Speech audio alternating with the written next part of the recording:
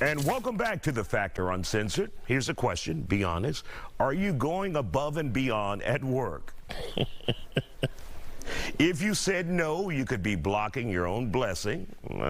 Managers across multiple workplaces are trying out a process called, get this, quiet hiring. Quiet hiring. I had to call Dr. Dietrich von Biedenfeld in on this one. He joins us now. So the question is, we did quiet quitting. So what is quiet hiring? But first, let's do quiet quitting. Right. And remember, quiet quitting was when the employees had this great strength in the employment marketplace. Upper hand. We had the upper hand, and we said, you know what? You're not paying me for these extra duties. I'm going to do a little bit less. You pay me for 8 to 5. I'm going to stop showing up at 7:45. Essentially, it's being lazy on the job or doing the bare minimum. Doing your job, but not going above and beyond. Conversely, acting your wage was the flip side of that, right? So people saying you're paying me for 8 to 5, I'm no longer staying till 5:30. I'm taking the full hour, and I might look for some other jobs while I'm here.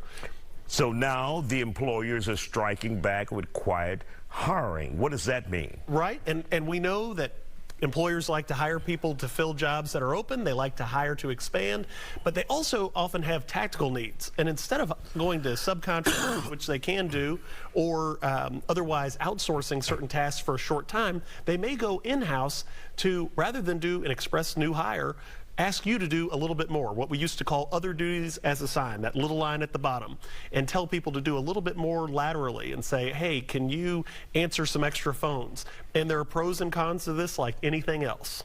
So we are now, the employees who hang around and who are loyal and not quite quitting, we're now quietly the chumps for the employers. It could work. Because they're putting more duties.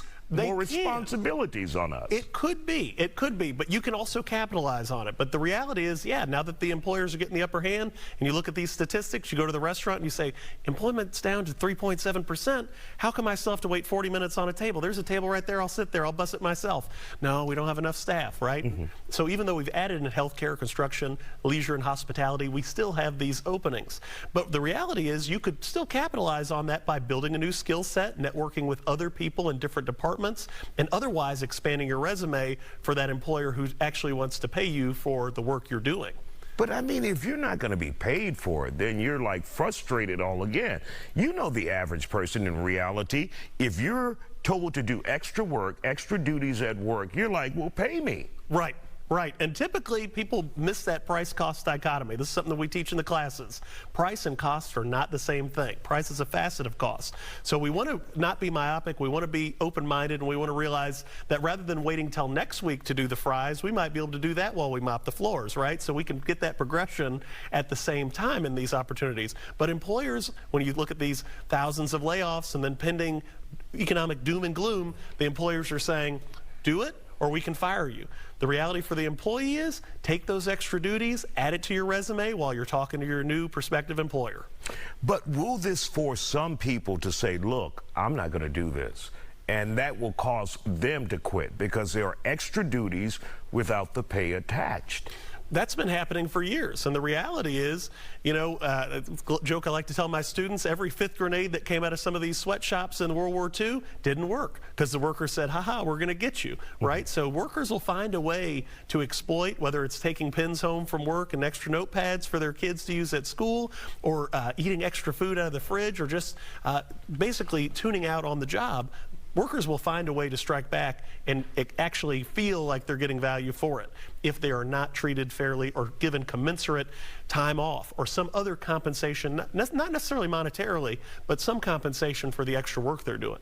Like the Dutch would sabotage. Right. And throw the shoes in it. But anyway, do you think this will work in the short term or the long term? It's going to cycle. And so in the short term, it's going to work because a lot of people are feeling that economic stress. They're seeing their friends getting laid off. They're worried about keeping their jobs. And so people are going to acquiesce for a little bit.